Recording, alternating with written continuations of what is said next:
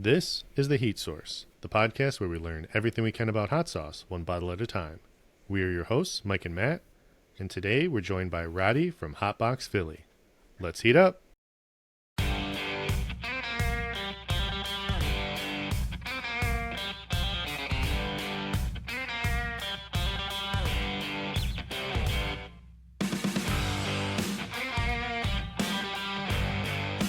Welcome back to The Heat Source, where we learn about new sauces weekly, one bottle at a time. Our guest created his own hot sauce brand, Faya, and was recently announced a merger with Pickle Monster Hot Sauce, combining forces to create hot sauce and help other aspiring hot sauce makers have their dreams come true. As Hotbox Philly, we are joined today by Radhi of Hotbox Philly. Welcome back, Radhi. Thank you. I'll put the air horns there. What's up? Welcome back. Chicago Bulls walk-up. Yeah, we gotta do something for Philly. Yeah, thank you for having me back.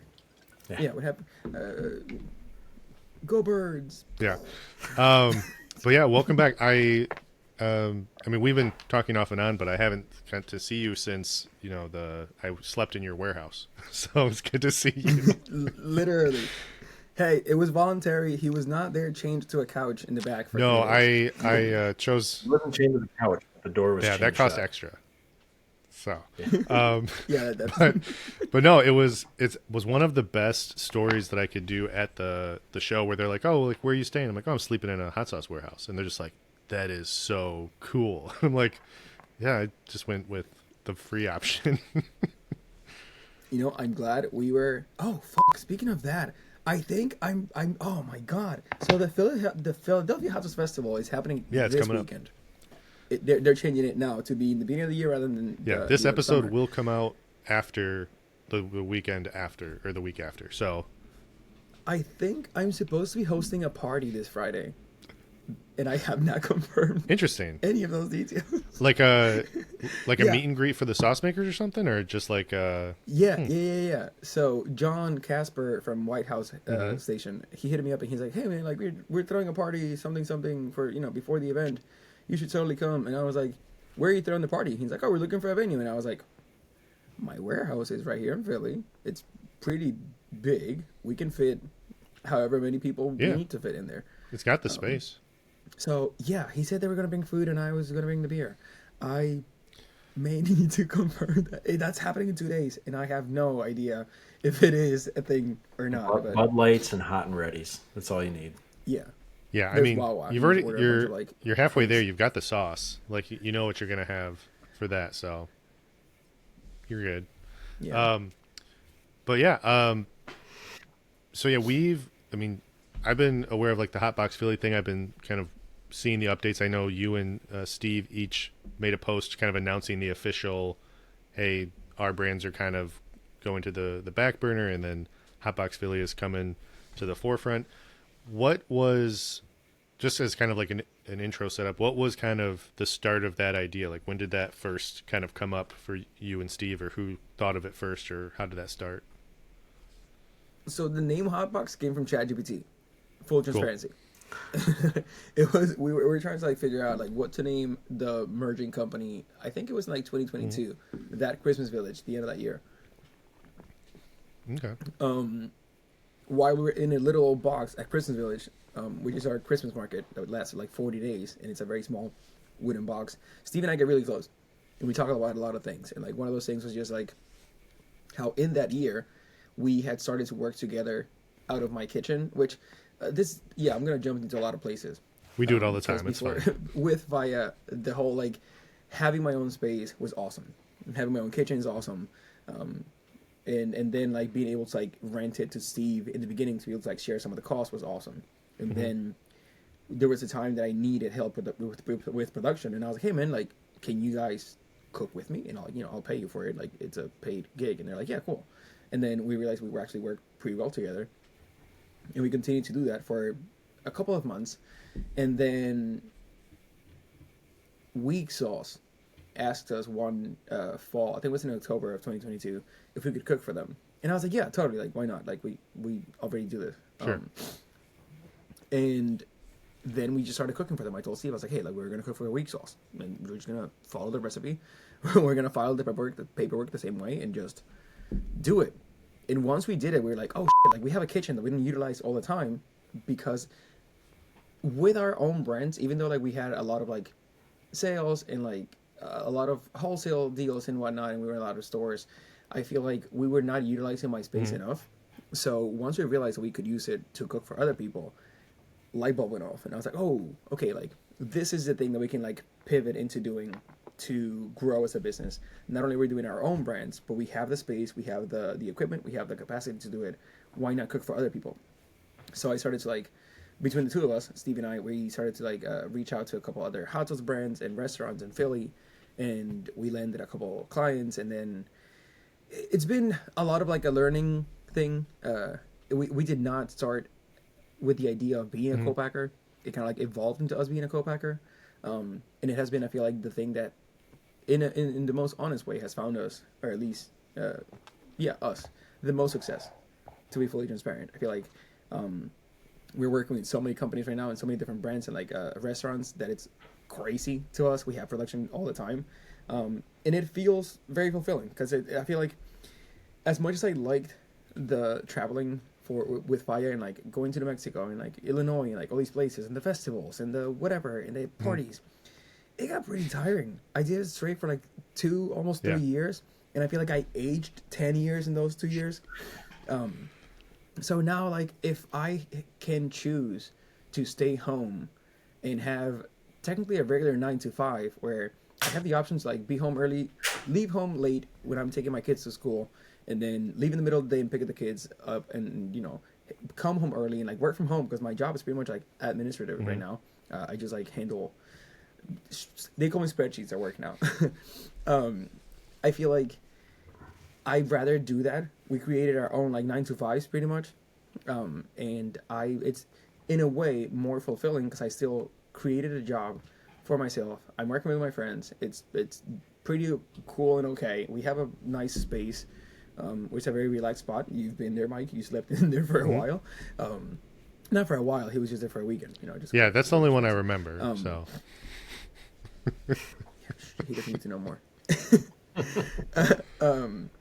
But yeah, I don't know, man. Like, I feel like we've been at it for 5 years now with the independent companies, and I feel like we're not putting them completely away, but I feel like the merge of Hotbox was one necessary in the stage of business that we're at, because of the fact that like both Pickle Monster and Faya were still consuming a lot of money pretty much without doing anything. Right.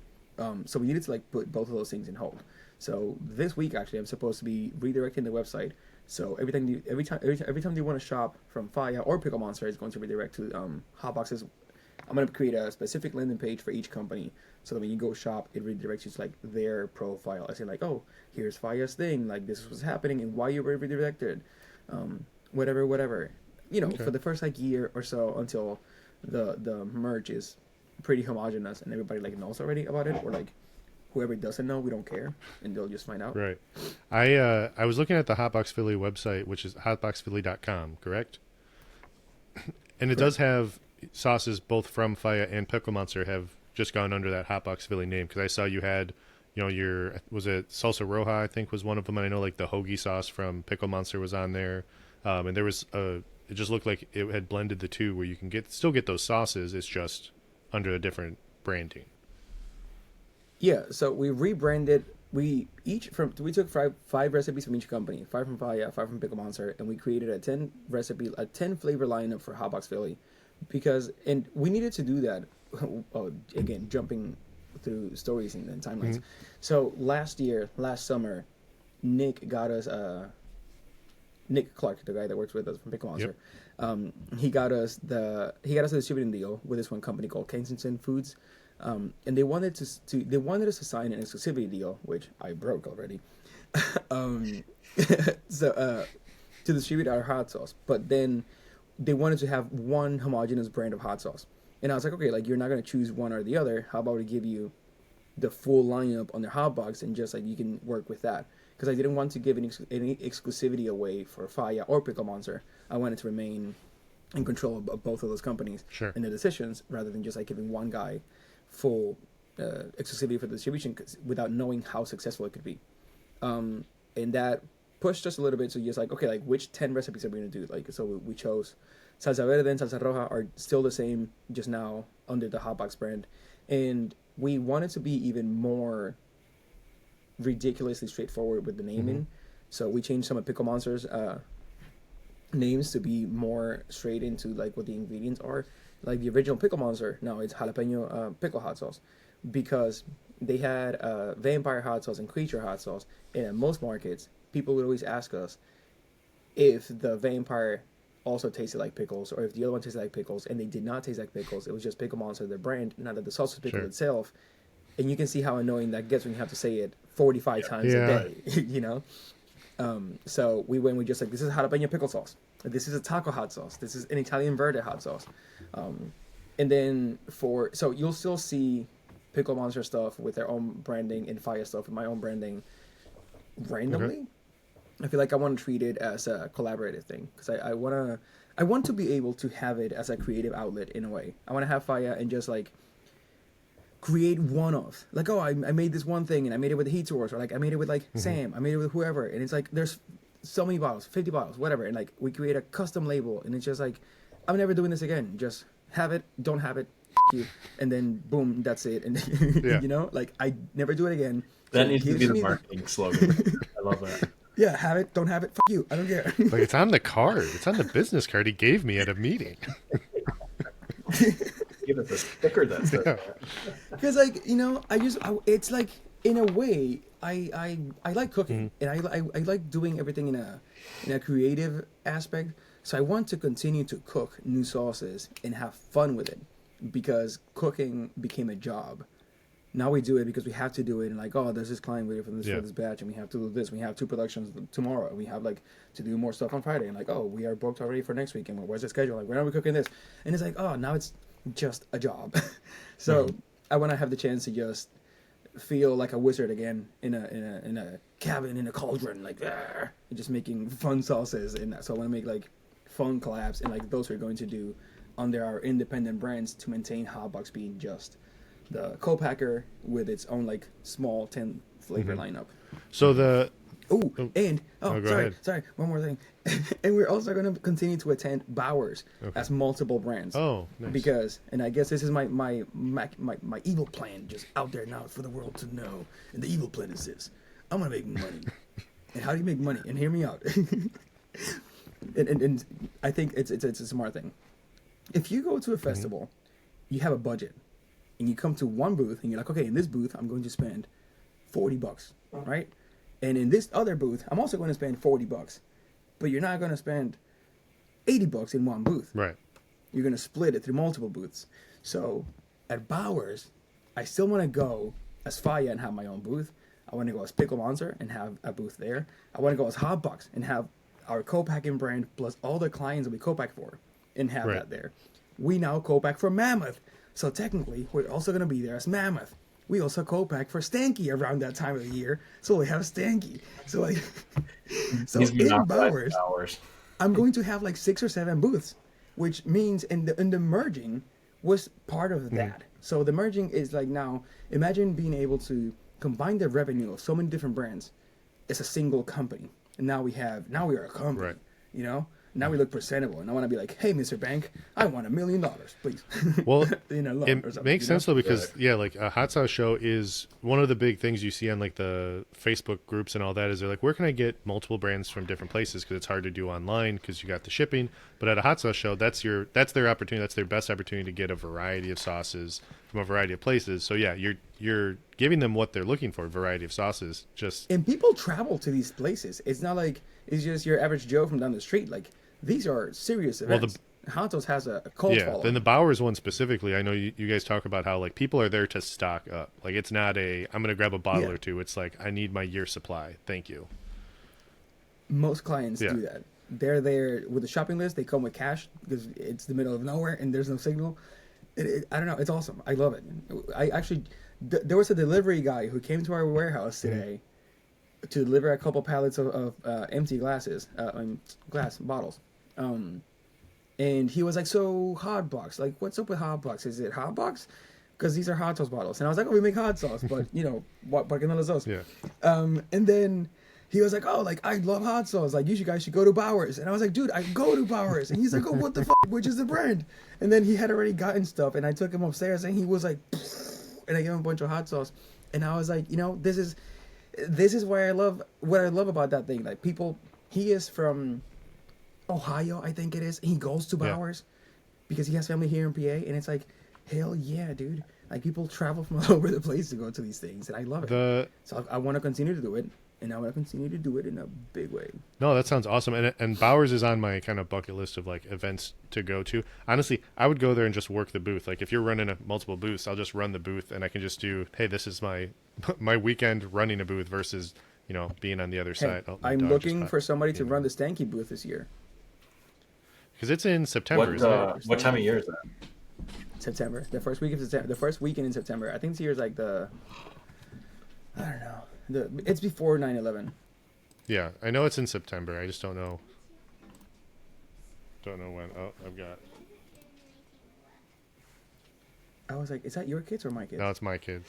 Yeah, I'm on this call, and then I can come up after. Okay. She gets on. She's going to be on the podcast September so much. 6 and 7. 6 and 7. Aw. Yeah. But yeah, no, that's one I know. Mike might not be able to go to that one, but that's one I can try to look at in the back half of the year. But that one is one it's more mythical than the other one. Like the Seabury events, you know what you're going to get. It's going to be a blast. Like the Portland one, I'd like to go to, but it's going to be in that same theme. Bowers is its own animal. Like it's just a different from anything else. Bowers is different. Yeah. It's so different. You're talking flea market vibes. It's not a fancy festival. It's in this like middle of nowhere town in a park. It's very common. They've done it for like 35 years or something like that. And they have data showing that most years it just pours like a motherfucker in the weekend of that festival. The first year that I went there, it was just sunny and it was beautiful. But then the next 3 years following, it's always been just raining the entire time, like thunderstorming. Like not this year that passed, but the year prior, we actually got kicked out by the firemen. They came in there like, there's a tornado coming to the town, you gotta get the fuck out. Yeah. And they just kicked us all out of the park, and we're like, okay, like we're going. So we left. That's crazy. How big is it in terms of like vendor size? There's 150 to 100 vendors maybe. Okay. Like, and this has no organization. Like, you know how in New Mexico is just like rows. So you have like you go up and down a row. Bowers is just like all over the park. It's like a labyrinth. You just go in every direction and there's vendors, and it's got many little alleys with there's a little like creek that goes through the property too, and there's vendors on the other side of that, and then there's like several entrances, and they have a little stage where they play music, but the music is always like two old white people playing with like a banjo or something. You know what I'm saying? That's the kind of like you were in the middle of nowhere. Yeah. That's the kind of entertainment. And it's awesome, and I love it. And again, like, it's its own little monster. They have pepper eating competitions, but they're like jalapeno eating competitions. You know? Oh, okay. It's so sweet. It's so cute that they. It's not. We're putting this jalapenos. death syrup on top of chopped up reapers, and then throwing it with the powder and the whole. You don't have Seabury in your face. Oh, you're a loser. Yeah, get off my stage. I only got kicked off the stage 1 out of 2 times in Tennessee, so I felt pretty good. So. Wait, what? I don't remember you like. The Tennessee one. You went to Tennessee? Yeah, I went to Tennessee just for a day. Tennessee was a blur for me. I don't think you were at the Tennessee last year. Oh, I was there in the first year. I was at the second year. That was 2 years ago now. Yeah. Oh, okay. That's. Okay, I was like, I'm like, you weren't there. Like, I would have remembered that. Yeah, I was. I have photos. But no, the second year I went to the second year one, and it was a good time. But yeah, I did the spicy donut challenge, and I did the pulled pork challenge on the first day. So. How hot are the donuts? The donuts weren't bad because they fill them with like the spicy jelly that they inject it with, and they dust it with like the Ed Curry cinnamon dust thing, and like they were spicy. Like I felt it, but you don't really feel it until you're eating 3 jelly donuts, so it's a lot. But until the third donut, I wasn't really feeling it because I was just scarfing them down. The pulled pork Yeah. was definitely hot because they were putting like fresh, minced up or sliced up Reapers on there. So that one was a bit more.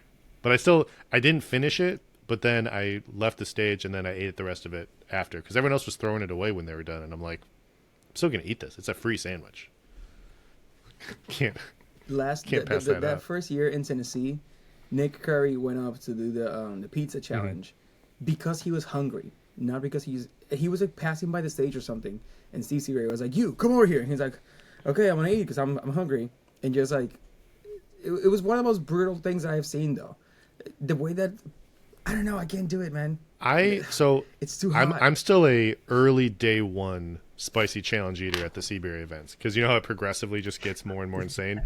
I did the donut Yeah. one was like the second to it was like not the first one, but it was the second challenge, and the pulled pork was like 3 or 4 challenges later. So we were still middle of the day on Saturday, and I'm like, these I can do. There was a taco one I probably could have done had I not just done the donut one, but I haven't done any of the competitions, but like at the Joliet when they were done with the yeah, pizza, you had a slice. they just started handing out free pizza, and I'm like, "Shit, I'll take some. Like, I'll eat it. You know, I don't have a timer on me, so free food. I'm like 1/8 Dutch, so I was all over that. But the pizza that was like you had to eat a How whole was it? pizza, like that was the crazy thing. Yeah, it was a whole like personal pizza. It was not. Yeah, it was a yeah, huge I thing. couldn't do that no matter I could what. do it. I just would need more time. I've done it. I Yeah. just need more time. Like that's You know- what I would be worried about. I'm like, God, those guys are eating a lot of pizza, like totally disregarding because I had Carolina Reapers on it with like a Carolina Reaper powder on the cheese. It was just a cheese pizza, but I'm just like sweating for them, thinking like, man, I would have the worst like cheese gut after that. And it's the middle of summer too Yeah. for the Joliet it was a one. hot So one. it's just That, terrible that was on combination. concrete, so it was like 120 degrees. So you Oh, I remember that week of being really hot. you had mentioned that you're now co-backing for Mammoth Sauce Co. So are they doing their full lineup through you guys now? I can't talk about that information. Okay, sorry. well, we'll move No, on. I'm kidding. Yes.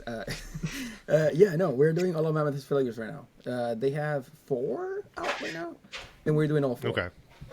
We just did a full run, actually 4 batches of one of Nice. each, in preparation for the Philadelphia Hot Sauce Festival. Yeah, it's Um, it's funny that I mean not funny, but it's something where every time I'm at like the Boston or the Philly show, and then Mammoth's like, oh, I'm not going to be around for this one, and then it's like he's going to be at the Philly show this year, and now I'm not going to be there for this one. But this one jumped up on us because I know Kyle came on the podcast and he talked about how they bumped it up earlier this year, and so I just wasn't. I was like the last show I went to was Philly, and now the next one up is Philly. So Yeah, dude. Honestly, I forgot that was happening until Mm-hmm. this week. I haven't. John texted me today because I haven't even sent in my paperwork. well, in Boston is next month. I pay. I'm not going to Boston. Yeah, but I mean that one's coming up next. Anyway, I don't know. So Yeah. And I speaking of the Seabury one in Illinois, Mm-hmm. that's one that I want to go do as hotbox. And I think like maybe next year, I would like to do New Mexico. I might do it a year or 2-ish of a round of traveling with hotbox to do the same kind of marketing that I did with Fire. But the advantage to that is that now I have a team of people Yeah. that I can just be like, hey, do you want to go to this place? Please travel. Please go here. I'll pay Mm-hmm. for the whole thing. The company will pay for it and just go sell hot sauce and get us a couple like co-backing clients. yeah.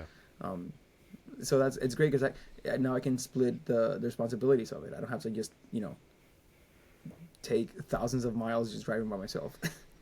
So with the the change in direction, what's the biggest thing you probably are gonna miss from being just Fire by itself and now doing this bigger enterprise? What is that? She wants to know how many days until her birthday. I heard whispering and I was like, Yeah. whoa. Yeah, yeah, our studio's haunted. That's why Mike doesn't come over here anymore. It's a haunted studio. He's like, I'm out. Yeah. Dude, speaking of your studio, the setup is great. Yeah, the only thing is I got to figure out how to like keep that. the stickers attached to the board because they're starting to peel off. So I got to put like some type of, I don't know, polyurethane or some type of roll something over there to seal them. But I mean, I need more stickers. Do you have an anti-sticker board? it's just a board that just doesn't hit the stickers. Some of them are old though. Like some stickers we've had for 3 years, and I just finally found a reason to use them. So the adhesive isn't great. Gotcha. So Sorry, we got sidetracked with your ghosts. What was the question about the direction just of what? is there anything that you're gonna miss about the Faya when you were doing Faya versus doing the Hotbox Philly? I like working by myself. And I'll admit it. I hate teamwork. I like playing single player games. I don't like board games because I have to play with people. I don't like online gaming. I don't. That's a team player thing to say. Is I hate teamwork. I do. But I it's hate it Hey, because guys, just I've been taught my whole life I'm very that impulsive. teamwork makes the dream work, and so you're going against everything I've been told. you know, and it is true. Having starting working, having started with work, having now worked with a Yeah. team, where I can actually share the big responsibilities of running a company, has been rewarding because I can sleep earlier these days. I don't have to be up at 3 a.m. working. I can be like, okay, Steve will do that in the Sure. morning. I don't have to do it right now. Or, oh, Nick, can you please take care of this? And it's like, oh, cool. Like everybody has responsibilities now, and we know what to do. And like I don't have to do a million jobs at once. It's just like the one thing that I have to do. However, I am very impulsive, so I miss just. We're trying to be very organized with the company, and okay, can we run decisions by each other before just doing Sure. stuff and starting a war? I don't know. So, Matt, that's so- got to be your video clip. Yeah. Trying to be organized. yeah. So I miss just being able to okay, it, I'm doing this because nobody cares. It's my thing, So sometimes I have ideas that I feel like, yeah, I want to do this thing, and give me blah blah blah, and they're like, well, and I'm like, oh fuck.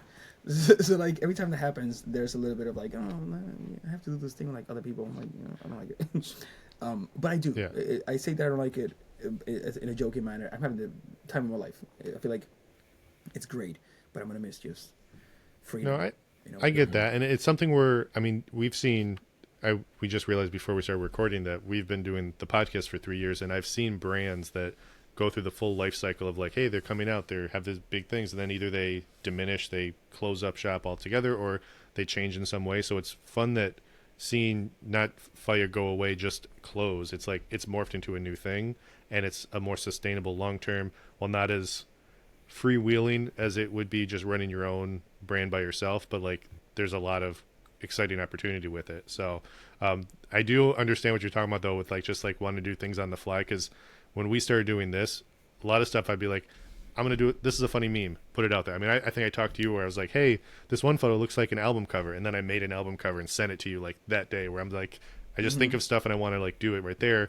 And now I'm realizing the more stuff we try to take on as a podcast, we're I have to schedule this. I can't just record things and be like, hey, I'm gonna get this out there in an hour, because it's just, my time is you lose a lot of time. In this way, in more structure, you being organized, while not as exciting, you can better manage your time, and like you said, take the kids to school in the morning, get to sleep in a little bit, or not have to be up so early or traveling as much and stuff like that. So I get that. And you mentioned something that is very true, very worth mentioning. I feel not that we were doing so bad that we were probably going to go out of business as independent companies, but it's 5 years in, so I will admit it. Fuck you. I'm kidding.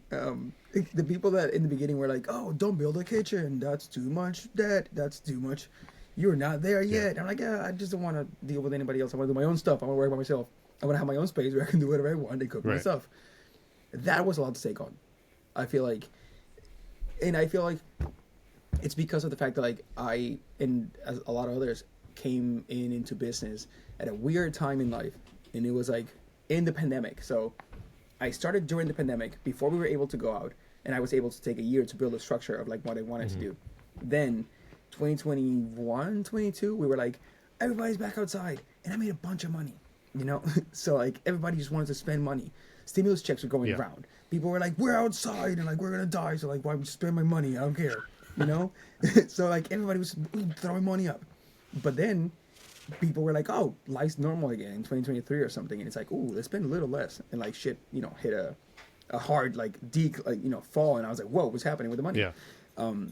So I feel like, and I always like reinvested everything the company made back into the company, and I'm glad that I did. I'm not saying that I wish I would have taken money out of it sooner, because of the fact that like I managed to grow it to the point that it is today. But I feel like the debt that we had both accumulated got a little out of hand in comparison to the revenue and like the income that we had. So I feel like the combination of both companies and all the revenue into one thing, and like Hotbox now being mommy, where it pays all the bills and like all the stuff, it was a survival decision. But I feel like, hey, we didn't close, like you said. Right. We were not one of the ones that went out of business. We like reinvented ourselves, and I'm very proud of it. As an entrepreneur, I feel like when you're actually able to recognize that you need to take like a hard change in the direction of where you're going with the company or business, it's scary. Like, it's like, oh, like, what is this thing that I'm doing? Like, I'm giving somebody else power over something too. Now I have to work with somebody in an equal way. Now we're like, what if this thing doesn't work, and then we're just majorly fucked? There's so many things that could go wrong. But I feel like it's been the best next step, and it feels like an entire new chapter in what we are going to do with just the sauce world in general. Nice. Mike, do you have any questions? I have a couple listed here, but I didn't know if you had. Yeah, anything. I do. I've got the co-packing side. So Hit me. haven't really had the opportunity to talk much about co-packers, but like not looking at like your current volume, and you have to throw financials in here, but like from a bottle count, like as a co-packer, what's a minimum order? What's the bare minimum you would do, and what's the maximum of like, this isn't worth our time versus, man, that's huge, I can't turn that out? Like where are you operating in there? My co-packing MO is I say yes to everything and then figure it out. So we try not to take down any say no to any jobs. Yeah. It's money. You're throwing me money for something, we'll figure it out. But in the process of that, it took us about a year to realize that our daily minimum capacity is 24 gallons. And I feel like we're trying to do it in a way that it's financially accessible for small makers. We don't want to be too big to take a client, nor too small to take a big client. So we're like trying to operate on both ends for now. So we could do 24 gallons as a minimum, because it makes sense for the day rate and just like the yield. 24 gallons puts out 46 cases. We estimated at 45 cases just because. How many bottles in a case? 12. So it's 540 bottles. And like bottles come, before, I don't care talking about money. Give me a client. So you come to us and like the end price of the bottles turns out to be between like $2.85 to like $3, depending on the ingredients, depending on, if you want to use, this guy wants to use saffron and like one of the stuff, but like saffron threads, and it's $100 for an ounce or something like that. And I was like, Jesus Christ, like that's gonna be like, it's like almost $5 a bottle for a woozy at the manufacturing cost. So that's gonna be like a pricey one. And the most that we can do is 72 gallons right now. Okay. So yeah, and that's 1,600 bottles in a day. Right now we're at a point that like our average is just 48 gallons in a day. That's the average that most clients choose to do, 48 gallons, because that's when bottles come to be about $2.75 for the whole run. Because we don't have like a set price. The way that we do it is like, well, the way that I do it is I'll tell you an estimate at the moment that you want to work with us, and then I'll look up all the ingredients and estimate how much it's going to cost to obtain everything. We hold that for 2 weeks, and then once at the time of like purchasing, like, okay, like here's how much it costs, and then we charge for that. Gotcha. So as the co-backer, you're also responsible for acquiring the actual ingredients. Like you don't involve the hot sauce company's not involved in like acquiring that and shipping it to you. Like you're making the phone calls. Yeah, no, like it's literally as a matter of like, you want a hot sauce, that's all you need to tell me, and I'll make it happen. Gotcha. So we source ingredients, like we can help with the labeling and all the regulatory stuff. Like I get process authority letters. I do the lab testings needed. I submit the process authority letter then to the FDA for approval. We have like the whole 9 yards. It's for you to just like go from idea to finalized product. That's part of the whole thing too. Like, I want to utilize our current expertise and connections and everything for the benefit of Hotbox, because with our current manufacturing clients, I'm like, hey, like, we also know stores and distributors and like whatever, and like we can put you on the website too. So like, and like all of the events that we go to, we'll also bring your stuff, because our goal is that the more we want our clients to be successful. We're not in competition with anybody.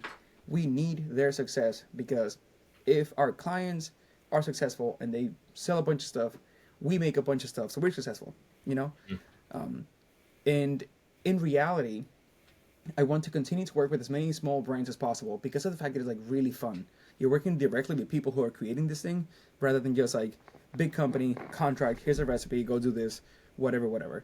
And I like the connection, the personal, close connection to these creators. However, I do want to land a big shark. I want to land either a couple companies that are in hot ones and need somebody to manufacture 40,000 bottles in a week or so. Because we are also like very strategically located. You know, we're in Philly, which is 2 hours south of New York, maybe less. 95 is right there. It's really easy to like transport a bunch of stuff. We'll deliver for fun, really, you know? Yeah. So I want to be able to like land that, because we're trying to do more volume, and we got a 60-gallon kettle now that that we're going to install in a new place that we're moving to, maybe in the summer. Nice. That's also like, don't worry. None of our listeners will know how to adjust for whispering, so it's the secret's safe. Yeah, cool. It's like, if only I could hear that.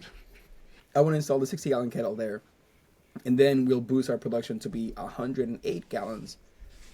No, 132 gallons a day, because we want to run all of our current pots plus the kettle to be able to just, the more we make in a day, the better.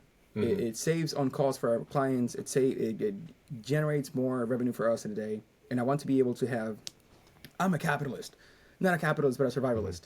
And like me and my friends, my saying is everybody's going to eat. So I want the company to get to a point that we have to have 3 shifts. I want to have the kitchen on fire 24/7, you know?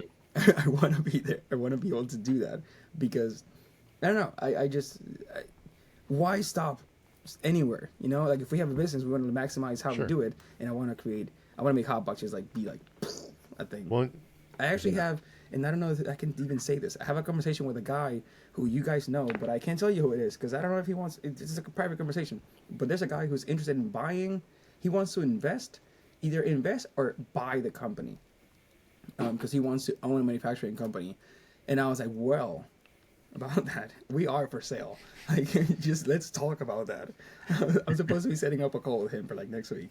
But I'm very excited about that, because I feel like now that I've done this, if I can sell the company, pay all the debt, keep a pretty penny, and just work for this person for like the next like 2 years in a transitional period, like, okay, now you need to know everything about the company, and it's pretty fucking complicated.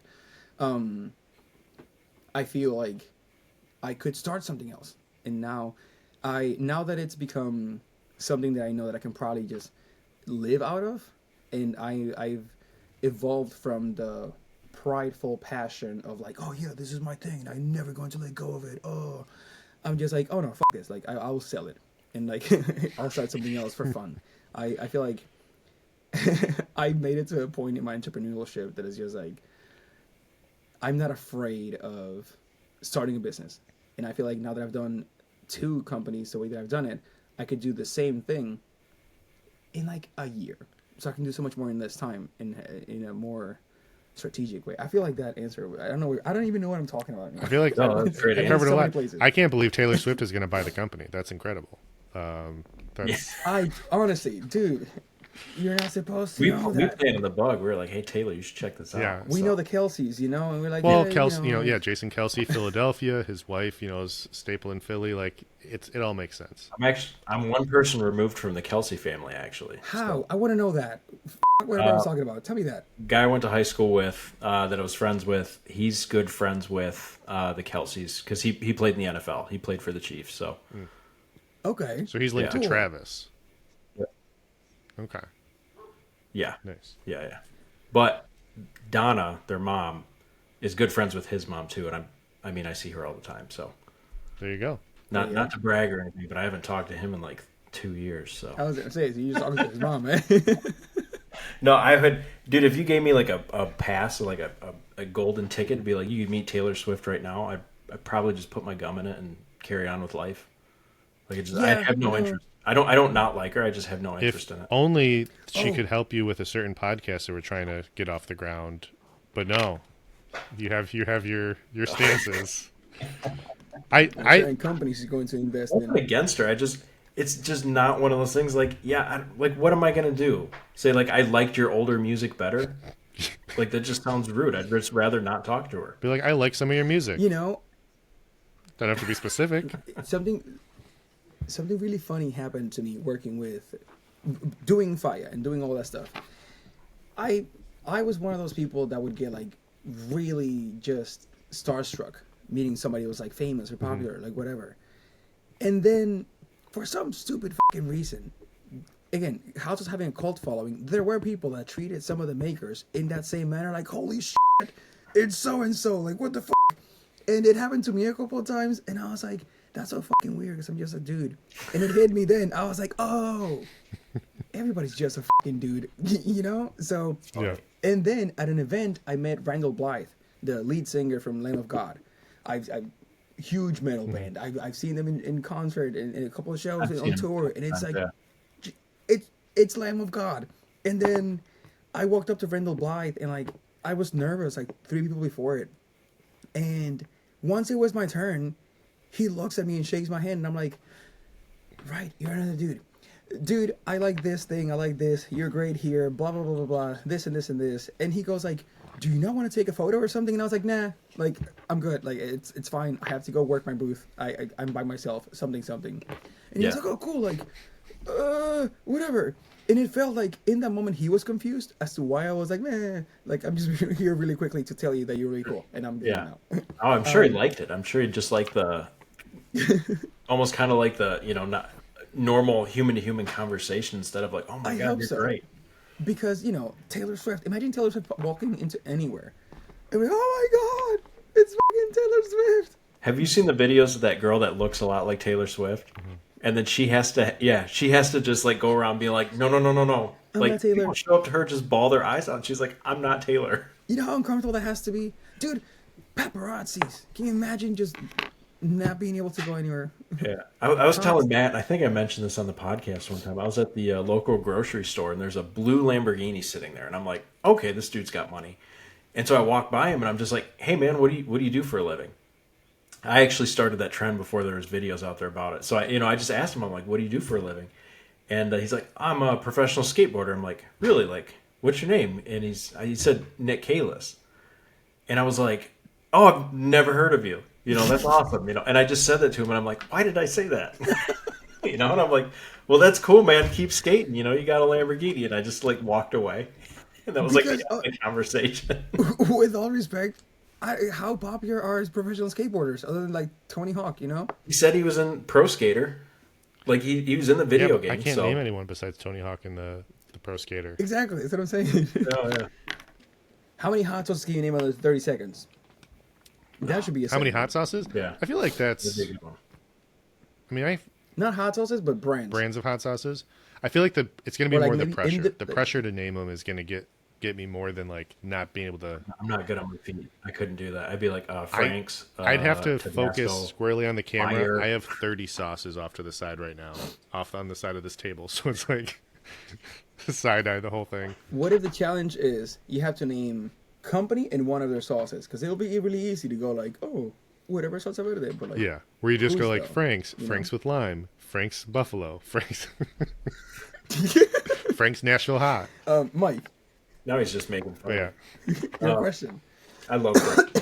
Still love Frank's. I've had some of the best sauces in the world. There's still a soft spot in my heart for Frank's. Tabasco for me. Actually, But what was that? Goya hot sauce will be like the one that like. Oh, yeah. It's. I like having it. Yeah. I did have one more co-packing question. So you had touched on the saffron and how you're just like, oh my god, it's so expensive. What's another ingredient besides saffron, or what's another couple ingredients where someone throws it out there and you just roll your eyes of like, son of a bitch, this is not.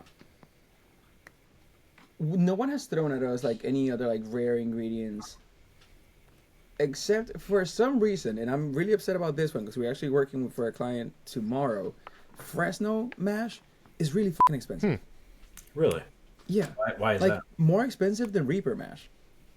Why is it? Because it's in such high demand, so there's not a lot of I it. don't know. Why? I feel like Fresno mash is really common. Fresno peppers are also just very expensive raw. They're like one of the most expensive peppers that we buy right now. And Really? I lost a client because of the quote being too high. And I'm like, listen, like I'm not. Here's a full script of like why the price is what the price is. Here's the ingredients. Here's the labor. Here's the bottles. Here's the everything. Like I'm very transparent with everything, and it's just it brings the even at like 48 or even at 72 gallons, like it can bring the cost of a bottle 50 cents up above the normal rate, maybe more. Really? Yeah. Wow. I would have never guessed that was like the thing. Dude, one of the craziest things happened. We're last week.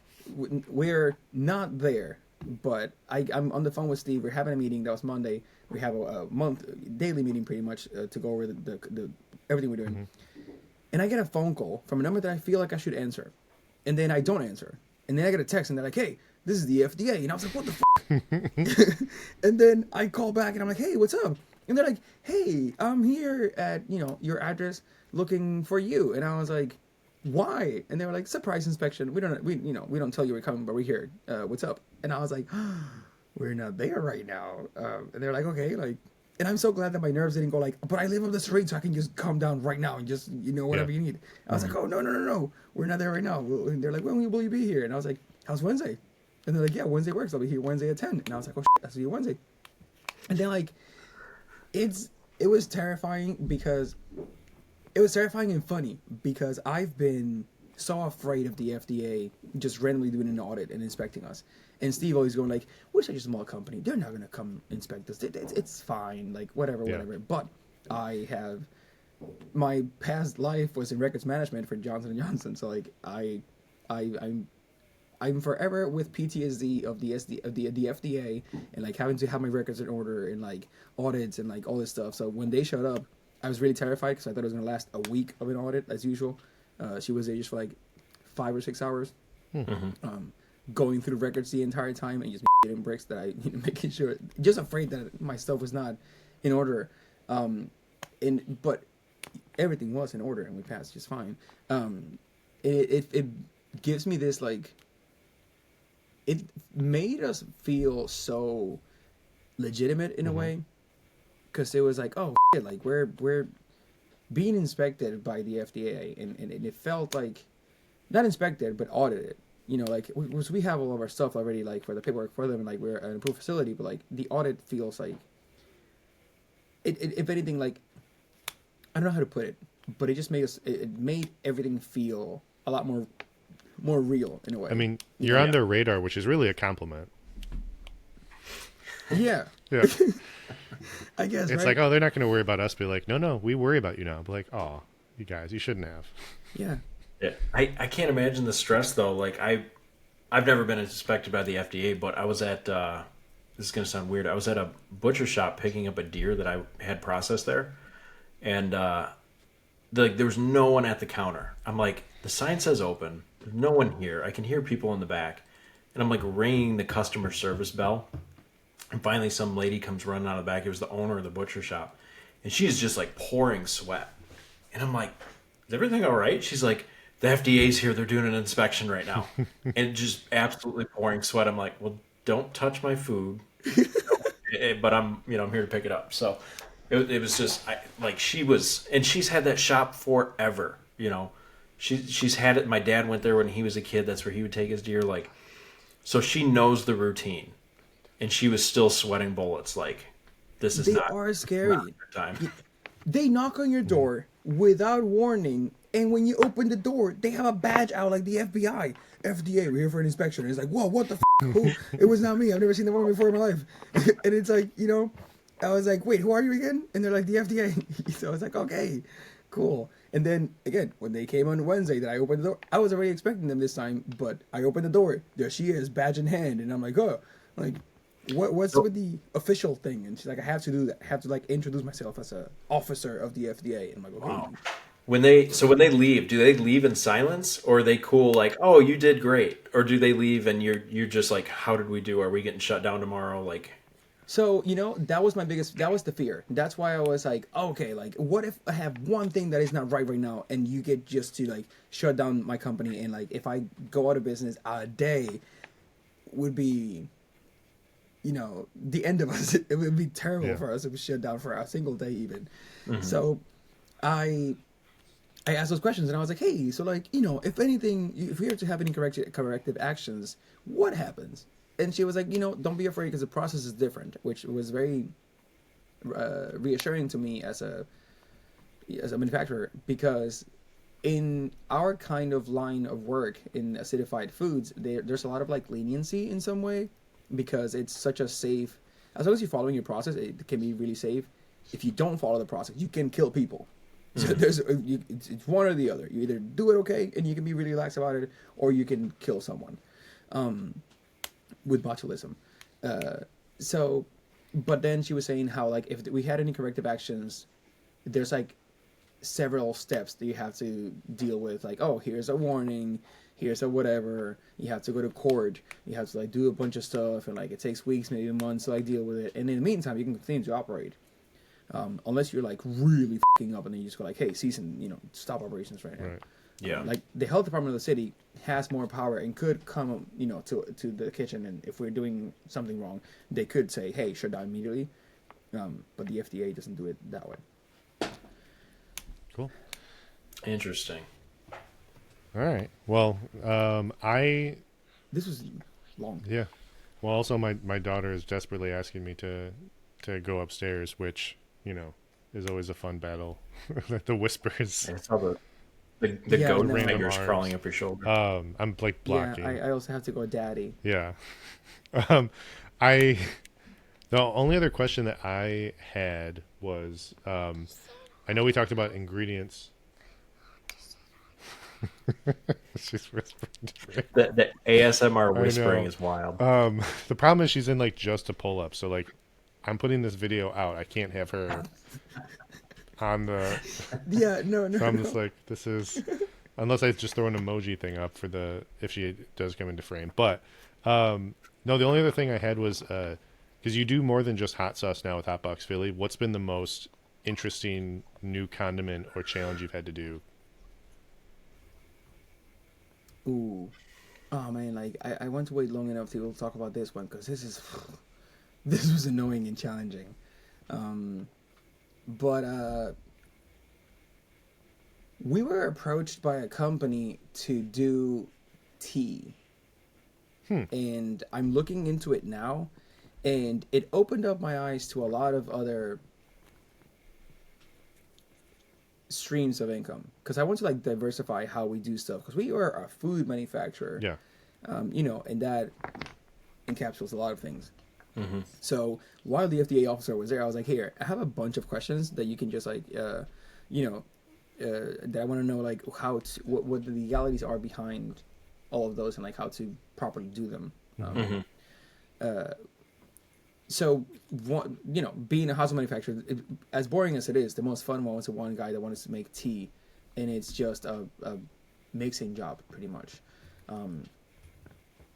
Well, there's a guy that wanted us to make 300 gallons of hot sauce a week and put them into packets, into like 4-gram packets. But we didn't have the money for the machine, so we couldn't do that. We do honey, and like honey was really fun to work with. I saw honey on the website. That looked interesting. Yeah. Hey, I'll send you a honey. It's a really cool honey. It's wildflower honey with we took the I don't know if this is like a secret thing, but we took the vinegar from a gallon of pepper mash, of habanero pepper mash, and we like strained it. So we used the vinegar it's a habanero vinegar now, with pepper flakes and rosemary and some other stuff. What's the most fun stuff? I don't know, man. Work has been so boring, but there's not. that's the thing about this now. It's not. Oh, it's an adventure, whatever. It's so many cool things. This is a job. It's so corporate again, and like, oh, we have clients, we're doing this, it's a hot sauce, oh, whatever. So now what you're saying is that if Mike or I came to you and says, hey, we want to make a hot sauce, we really have to throw some curveballs at you to really liven it up. Like, give me something crazy. Yeah, it's like, oh, we need mammoth hairs in here or something. Yeah. Ooh, I can ask. It'd be more of like a Fresno saffron, but Fresno saffron mammoth hot sauce. The hardest thing is going to be Fresno Mike would be saffron, like, hey, I want you to use these foraged items that you can't buy anywhere. You have to like go into the woods and collect. Please, I want to do that. Send me on a quest. I'll go to Mordor to find to put another ring in the pig. That's funny. One thing, so this isn't Hotbox Philly related, Grab my good hand. but yeah, she does it every episode. She's got the cameo. It looked like it was coming right out of your sleeve. But this is a fun thing that I figured since Radhi, you've been one that's followed the podcast from the beginning. You've been, I loved when you used to send the videos like reacting, but like, I was thinking this, then you said this, and I was like, how did they know that I was going to say this?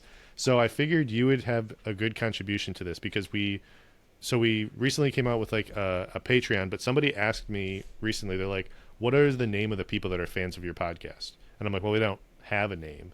So I asked ChatGPT to give me a list. And so I want you and Mike to give a yay or nay on these ChatGPT created heat source fan names. So this is how to address if we were to open and say, hey, hello, whatever, Can we rank them? Can we rank give me them? How many here. do you have? You tell me yay or nay, and if it's a yay, we'll go through the yays and give a top 3. Some of them are just bad, Okay. but it's just I asked ChatGPT to give me 10, and then I'm like, give me 10 more, because some of them I know are stepping on the toes of other like reviewers or other names. Yeah. So we've got Spice Lords. Swifties. It's Swifties. You said Swifties. Yeah, we've got Spice Lords. Oh, it's Spice Lord is a thing that Habs Yep. does. Scratch that. Scratch that. Sizzle Squad. That sounds like we would like a. Some of these have a lot different the interpretation. people- Some of these don't sound like hot sauce. The girls related. that dance for sports teams. What are those? Cheerleaders. Yeah. The Scorchers. Okay. Okay. Chili Champions, which that sounds, I don't know about that one. The Smoke Syndicate. Sounds like a cigar Yep. club. The Pepper Pack. That'd be a cool cigar club. Continue. The Heat Wave Crew. I don't know why they wouldn't say the Heat Source Crew, but they said the Heat Wave Crew. I'm trying to like find something the entire time. I'm trying to like modify what you're saying with like something that is kind of heat source. Well, yeah, because like Taylor Swift, you go So it's Swifty, like- but we can't say like Swifties. Sources. Sorcerers. The Heat Sorcerers. The heat Heat sorcerers. Sorcerers. There was another one. So the Saucy Society. This sounds like we're just really sassy. Ghost Pepper Gang. The Burn Unit. Heat Seekers, but that's a reviewer now. That's another reviewer out Yo, there. the GPG sounds good. The Ghost Pepper Gang? GPG. The GPG. Spice Cadets. Spice Cadets. When you were in the army? Just kidding. I was in the army. So, and then the Flame Fam, which sounds like something else. Flame Flam and Blaze Buddies. Those sound like something else. Like Hotbox. Yeah. Yeah. Yeah, right. So None of those jump out at me. I know ChatGPT it's not was your really fault, failing but failing me on this because I'm like, here's the name of the podcast, and I thought they would do like something more related to the podcast. So might have to put it out there as a vote. But I think Ghost Pepper Gang is a fun one. That was the one that just because of the letters that like made me like Yeah. think about it, like GPG for some reason. But I want it to be something like source, heat source or something. Yeah, I don't know. The heaties, the We sources. we really that's one thing we failed to consider when we made the name is how we were going to name our fans of the podcast. It's a real. I don't know how we didn't think to list that one. You gotta start with the fan club and then the podcast. Yeah, you got to say this is going to be their nickname. Now from that, how do we create the next thing? So, Matthew. what? I just looked up. I just went to ChatGPT and said, "Can you tell Can you me do about better than that? No, tell me about the Heat Source podcast," and it knows a lot about us. Yeah, we're online, Mike. You Yeah, I don't like it's public yeah, information. I don't. we've like been that doing at this all. for 3 Ooh, years. Can you tell me? Did you? Please give me a Wait, summary. I thought you were goofing the last 3 years when you said you actually put these online. No, I just mail them to my mom. Doing what? What's that? Oh, Oh, I want to know now. I'm gonna go into ChatGPT. You're gonna do ChatGPT. Okay, Mike, have you the podcast has been active since 2022. Have you and Googled there's the heat released over source? 100 have you Googled the heat source? We're like, that's what you find when you look up the heat source podcast. That blew me away when I found out that we had a Pinterest. Yeah, I Googled them. Yeah, I Has never did anything with Released the over Pinterest. 120 episodes. Recent episodes include reviews of Everything But the Taco by Seed Ranch, Black Garlic Cayenne by Burke's Hot Sauce, as well as discussions with guest Kyle Sipe, known as Cast Iron Kyle, about upcoming hot sauce festivals. Yeah, It's just creepy. don't think- and it says That hosted is- by Mike and Matt. I mean, how many mics are you gonna find? You know, yeah, for sure. There's market saturation on Mike's for sure, and Matt. Mike Krasowski or something. Yeah. You know. Yeah, It's Mike I can't tell you how many Krasowski times and I've heard that. Matt LeBlanc. especially having a ski at the end of my name. Dude, That just made it that much easier. I mean, it's just pulling like data from like whatever you write on your the description of your things. But I love how it goes like, for instance, the episode released on March 26, 2025 features an interview with Mark, also known as Hot Sauce Guide, discussing events like the Fire Foods show and his review process. Oh, you got a different one. I'm than gonna me. start Yeah, I feeding did. ChatGPT more information where it's like Mike loves to be tickled and he loves dinosaurs. Don't. It's like, did you know? And it's like Matt and Mike, the highly ticklish, dinosaur loving. Oh, he's off the grid. He's off the grid. Sorry, my I've got tomatoes, habaneros, jalapenos growing in my office here, and my grow light just shut off. Oh, Dude, that's dedication. How did I not know that? That's awesome. I don't know. I made the mistake. This is terrible. I started Atlantic dill pumpkins, which are like those 1,000-pound pumpkins. Inside? I started those in my office, and we're like 6 days in, and I've already got like a 10-inch vine. So by the time, second week of May is when our frost is over. You guys have. How cold is it over there still? it's like it 40s, snowed 50s. yesterday or 2 days ago. Yeah, it snowed all weekend. But Gross. by the time I'm ready to move these outside, I'm going to have like 15 foot of vines I'm walking through the house for sure. I want to make a garden with the kids this year, and I feel like it's almost April, so I'm way too late to start, but I still want to do something. Yeah, No, you're we've good. got 2 raised beds I got to do something with. We've had them at this house for 3 years and haven't done anything. But yeah, we are on ChatGPT. Not to brag, they know about us. The robots know. Don't like The robots know. But we'll The robots. wrap this up. My daughter is gonna murder me if I don't come upstairs. She knows there's too many like loose bottles here. She could just slam me over the head with one of them. But we want to just mention again, hotboxphilly.com. So make sure to go there. Any other spots that they should check out? I know hotboxphilly _ is on the Instagram handle. Yeah, because Hotbox Philly is a hot yoga studio. You should collaborate with them. We had to get, but they don't even use the thing. No. The Instagram. We just want the That's handle. always disappointing. Yeah, hotboxphilly.com, man. Like, it's easier now too because it's I don't have to like spell out fire. People don't know what the hell like what is it? How do you spell it? What is it? So hotbox. Although maybe it's the accent. Maybe it's how fast I speak. Most people over the phone hear hot dogs Philly, and they're like, "What about the hot dogs?" And I'm like, "No, hot sauce. Spicy." Yeah. And they're like, "Oh, I don't like hot sauce. I need hot dogs." And I'm like, "It's not hot dogs." Like, Maybe we should though. yeah, Maybe we should. I mean, as you know, there's the Philly and the Boston Award. There's hot sauce that goes perfect on hot dogs. There's awards for it. I used to get the junkyard dog at a local place here that would just throw Tabasco, sauerkraut, a bunch of stuff on there. It was great. Anyway, tangent again. I can't tell you how many of those. I know exactly what you're talking about. The dog pit, man. Yeah, dog pit. Yep. Loved it. But Use code Hotbox20 to get 20% off. Hotbox 20. Oh, and we'll sponsor your show this month. That would be awesome. So just thrown out there at the end. But yeah, so just to let you know, he threw me off with the extra stuff. So Hotbox, you said Hotbox 20 is the code? Okay. See. But special thank you to you, Radhi from Hotbox Philly. Special thank you also to, I haven't told Mike this yet, the app Sauced. I don't know if you've seen the Sauced app that's out there. They did a giveaway with Stanky Sauce. We won a four pack of Stanky Sauce on our giveaway. Dude, I almost texted you today and said I miss Stanky Sauce because I haven't had any So in a year. yeah, and a they half. messaged us. They're like, "How is it that you always win the giveaways?" And I'm like, "It's only theirs." That's our fourth giveaway. No, we've won. it's only theirs though because I was avoiding giveaways because of how much sauce we have all around. And then my cousin was just about to order a pack because he loves Stanky Sauce. I got him hooked on that. So now we're gonna get their new jalapeno Reaper sauce. So we're gonna be able to try that one. We're gonna get the daddle garlic, so we'll be able to try that one. I am giving a couple of them to my cousin though because he has. I owe him a couple bottles of something. So, but special thank you to Sauced, their app, and Stanky Sauce for doing that giveaway.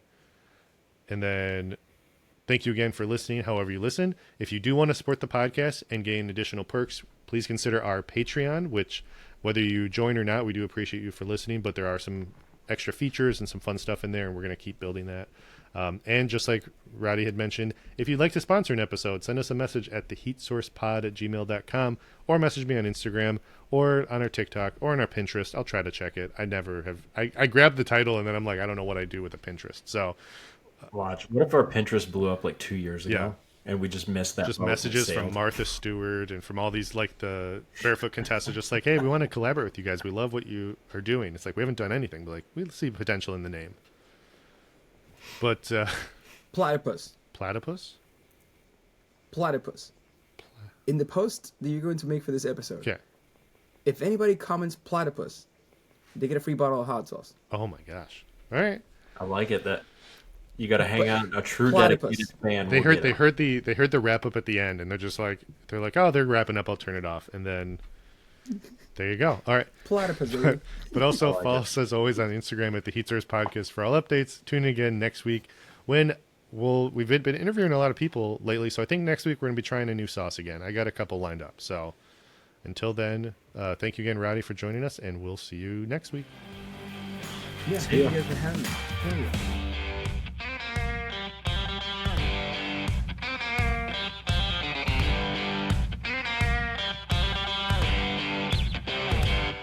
Wait, I forgive me if I'm asking like stuff you guys already have talked about, but I'm not sure if Mike you saw the mammoth mice that we're making with the hair of like woolly mammoths and like they're hairy now. Oh yeah. That's I'm a big Colossal follower. So it's funny. I was I'd heard about that about 3 days before the media got their hands on it. Just because I follow Colossal like daily, I'm just waiting for the chance to eat a mammoth. And so I was like showing my parents, I'm like, check out these mammoth mice. My dad's like, that's a fucking early April Fool's joke. And then like 3 days later, it's all over the news. He sent me the article. He's like, I'll be damned. The it's very the real. insider information that he's got on the mammoth stuff. But then I'll be like, hey, this is going on in the hot sauce. We'll be like, oh, cool, okay. But did you know the mammoth That's mice? Matt, you are 4 people removed, and I'm 5 people removed from the people that are behind this. Why? Oh, is Mark Because your connection? you are friends with Mark Kenyon. I shouldn't say the name. You can bleep the name out. Who is friends with a guy named Steve, Yep. who is friends with a gal named Beth Shapiro, who is the lead engineer behind all this stuff. So technically 3 people removed from me consuming mammoth meat. You're almost there, Mike. Okay, say you have mammoth meat available to you right now. How do you want to eat it? And Steak. Okay. Medium rare. Here's Medium rare. okay. Here's the next question: you are required to pair a hot sauce with it. You can't just. I was Yeah, gonna go. so I knew where you were going, so I'm like, let me just set that. Required to Go for pair it. hot sauce with it. I'm gonna go. God, what was that sauce we did? That was just like a. It was like the perfect A1 We've had a few replacement. that have been Oh, good A1 replacements. no, it We had one from Reds. nope. She had a good one. No, I'm gonna go. Oh, he did have a good one. I'm gonna go with She did, but okay, down to ferment. Beat your meat. nice. Ooh, I that's good. truly enjoyed that one on steak Okay, because I did the whole bottle on steak and it was amazing. I just finished off I my texted Sean. my and last said, Ghost of Saffron on a mac and cheese taco meat blend that I just like took leftovers and threw it all in a big bowl and then smothered it with Ghost of Saffron, and I was happy. So, all right.